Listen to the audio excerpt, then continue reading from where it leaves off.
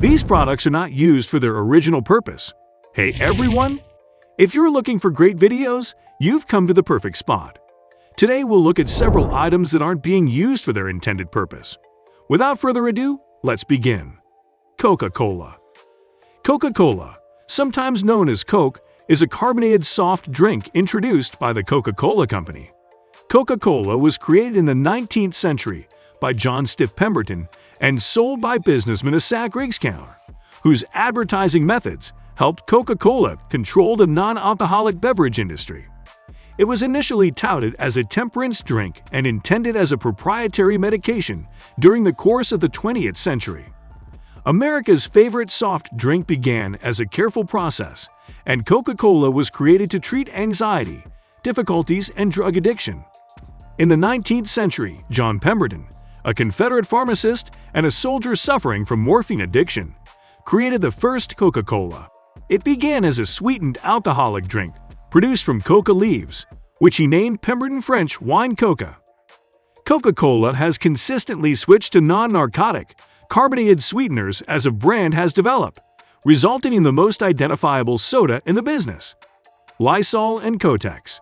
These items are grouped together because they are responsible for the women suffering who fall into the advertising streams.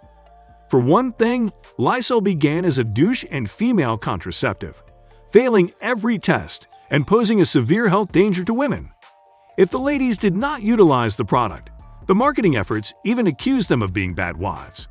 Thankfully, studies in politics have changed Lysol into what it is today, a cleaning and disinfecting product for the home. Take a look at this vintage mental floss ad. Sickening if you don't believe me or the header graphic. Kotex, on the other hand, began as a surgical dressing. The Red Cross's sensitive nurses have discovered another application for his absorbent material: feminine hygiene. Following the war, Kotex discovered an entirely new market: Play-Doh. Play-Doh is a modeling clay that is popular among younger teenagers for arts and crafts projects at home. In the 1930s, the product became the first synthetic wallpaper cleaner in Cincinnati, Ohio, USA. In the mid-1950s, Play-Doh was adapted and promoted to Cincinnati universities. In 1956, Play-Doh was verified at a scientific meeting, and significant retailers launched retail accounts. This item was not created for your children to add a sharp touch to your rug, but it will give it a break. Cleo McVickers, a soap manufacturer, created the salty, clay-like material in the 1930s. McVickers first thought they discovered the last wallpaper cleaner. This did not make him wealthy, but his son Joseph sold the product for kindergarten children 20 years later. Relaxation is a messy tale, wrapped in bubble wrap. Engineer Al Fielding and Swiss inventor Mark Chavins believed they had accomplished this in 1957 with the assistance of the closing wallpaper design, plastic sheets with air bubbles. Needless to say, the idea floated away like a lead balloon. Fielding and Chavins attempted to sell their innovation as greenhouse insulation, but their efforts were unsuccessful. The product started and was stocked because of a sealed air marketer's idea, which was inspired by the packaging for the IBM 1401 PC in 1959. Is there anything this generation of PCs can accomplish? The cloth and bubble wrap synced too quickly. It is now a product with a 12-month revenue of $4 billion. The local reading service is indebted to you inexhaustibly. Viagra. In society, not everything is ready for intercourse, and Viagra is a beautiful example. The medication was first developed as a treatment for the symptoms of coronary artery disease. Researchers discovered that the medication failed for the intended purpose in phase I scientific tests. Erectile dysfunction, hypogonadism, in males is treated with Viagra. Revatio is a sildenafil brand that is used to treat pulmonary arterial hypertension and increase exercise capacity in both men and women. This article contains information specific to Viagra and no longer applies to Revatio. However, the researchers discovered, again, that the male individual's arteries had hardened in areas other than the arteries. Voila! Viagra is a beautiful product that was made from a failed medication, and it currently makes over $1.9 billion in a year. Do not use Viagra, and Revatio together unless your doctor advises you to. When used with Viagra, certain medicines might have unfavorable or dangerous side effects. Talk to your doctor about any newer drugs you're taking, notably riociguat, Adempas, and nitrates. Listerine.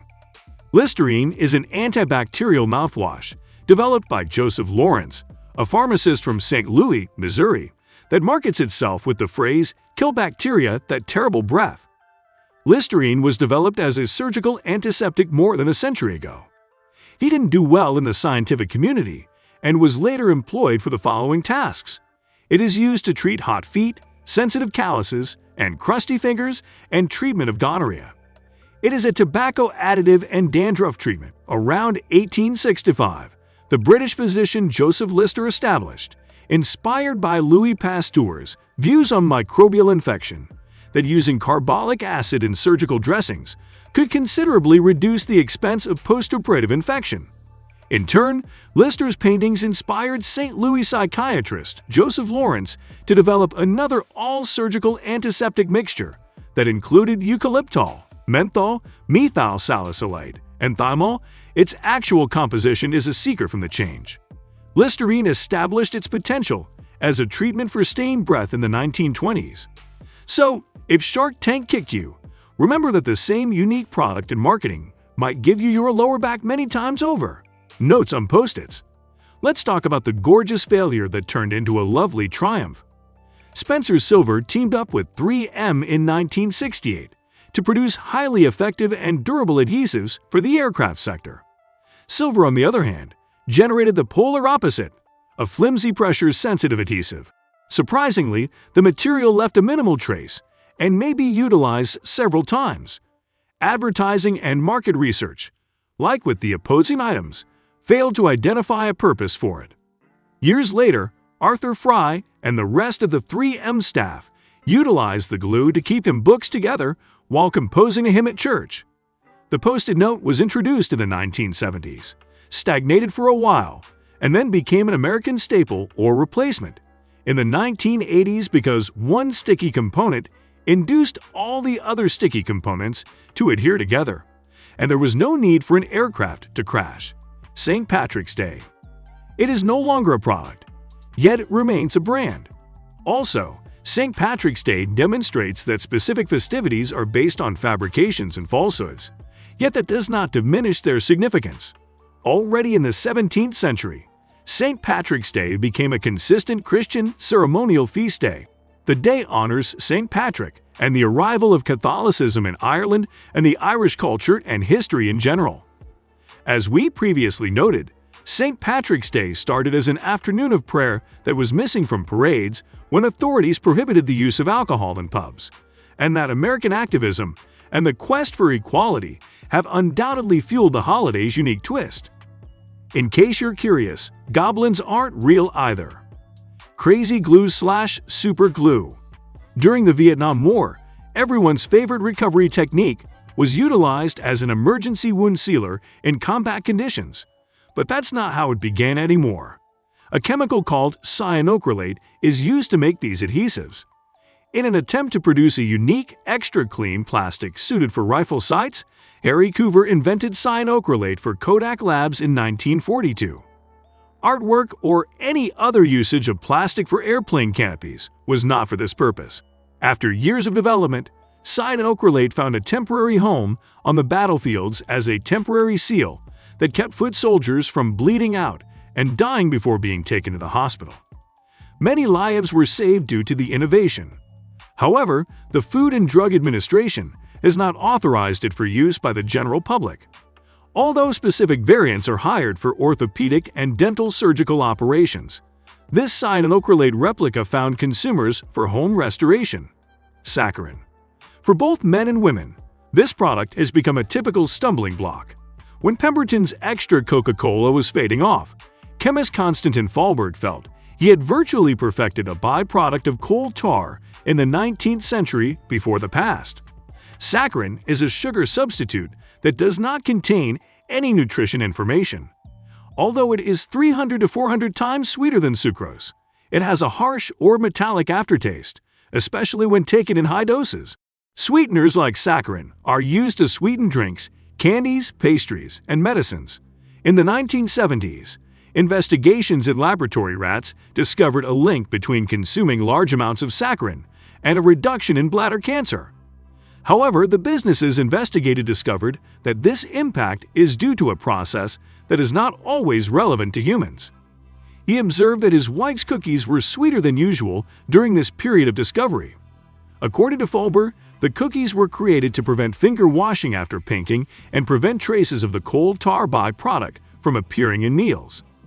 So these were the products not used for their original purpose. Let us know your thoughts in the comments. Until the next, stay tuned and subscribe.